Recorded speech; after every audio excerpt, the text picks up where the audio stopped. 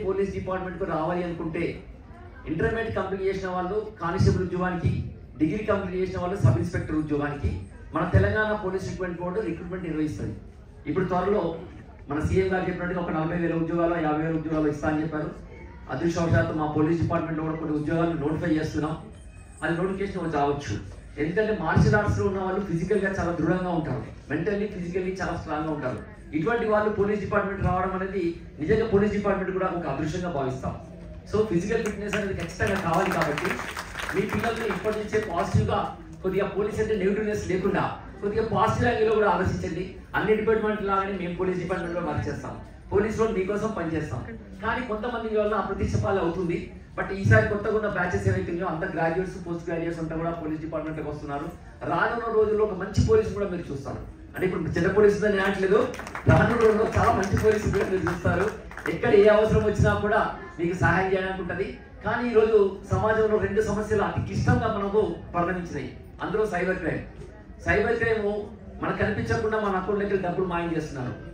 Every minute భారతదేశంలో ప్రతి నిమిషంలో 5 అటాక్స్ అవుతున్నాయి. అంటే 5 బాధితులు. నేను మాట్లాడుతున్నంత సేపట్లో 10 మంది ఎక్కడో ఒకటి అటాక్ చేశారు ఇండియాలో. కొన్ని వేల కోట్ల రూపాయలు మనకు తెలియకుండానే మన అకౌంట్లోకి ఖాళీ చేస్తున్నారు. అంటే ఏ రకంగా క్రైమ్ జరుగుతుందో దాని వెనకాల మేము పరిగెడుతున్నాం తప్ప దాన్ని ఆపలేకపోతున్నాం.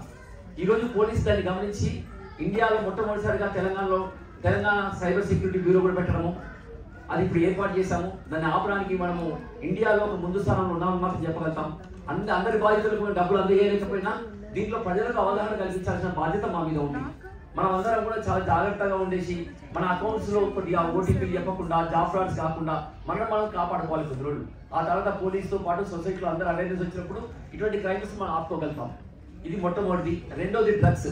మన పిల్లలు మనకు తెలియకుండానే 6th class, 7th class, 8th class నుంచి మొదలుకొని 20, 30, 40 ఇయర్స్ వరకు డ్రగ్స్ అలవాటు చేస్తున్నారు. అది సొసైటీలో ఒక బ్యాడ్గా డైరెక్షన్లో వెళ్తుంది. కాబట్టి మన పిల్లల్ని జాగ్రత్తగా గమనించండి. ఎవరైనా 7th క్లాస్ పిల్లలు కానీ 8th క్లాస్ పిల్లలు కానీ తెలియకుండా కూడా గాంజా కావచ్చు, ఇరాయిన్ కావచ్చు, కొకైన్ కావచ్చు, మార్ఫిన్ కావచ్చు, డిఫరెంట్ పౌడర్స్ వాళ్ళు అడిక్ట్ అవుతున్నారు. ఈవెన్ ఫార్మసిటికల్ డ్రగ్స్ కూడా అడిక్ట్ అవుతున్నారు. సో మన పిల్లలు మనం పెంచేటప్పుడు వాళ్ళతో ఒక అఫెక్షనేట్తో అటాచ్మెంట్స్ పెంచండి. వాళ్ళు చెడు అలవాట్లకు పోతున్నారని గమనించండి. ప్రతి తల్లిదండ్రులు అనుకుంటారు మేము బిజీగా ఉన్నాం అంటున్నారు. మొత్తము ఓన్లీ ఎడ్యుకేషన్ ఇష్యూని వదిలిపెట్టకుండా మీ పిల్లల బ్రాటప్ ఎలా ఉంది, కనీసం మీ పిల్లలకు కొద్దిగా టైం ఇవ్వండి. మీ పిల్లలతో పాటు కలిసి భోజనం చేయండి. మీ పిల్లలు ఏం చదువుతున్నారో తెలుసుకోండి. బర్త్డే పార్టీల మీద రోడ్ల మీద పోయి అర్ధరాత్రి రోడ్ల మీద కేక్ కట్ చేయడం, ట్యాంక్ బండి పోయేసి కేక్ కట్ చేయడం, ఈ సంస్కృతి మన నుంచి పోవాలి. మనము మన పిల్లల్ని జాగ్రత్తగా పెంచుకొని ఒక దశ తీసుకొచ్చినప్పుడు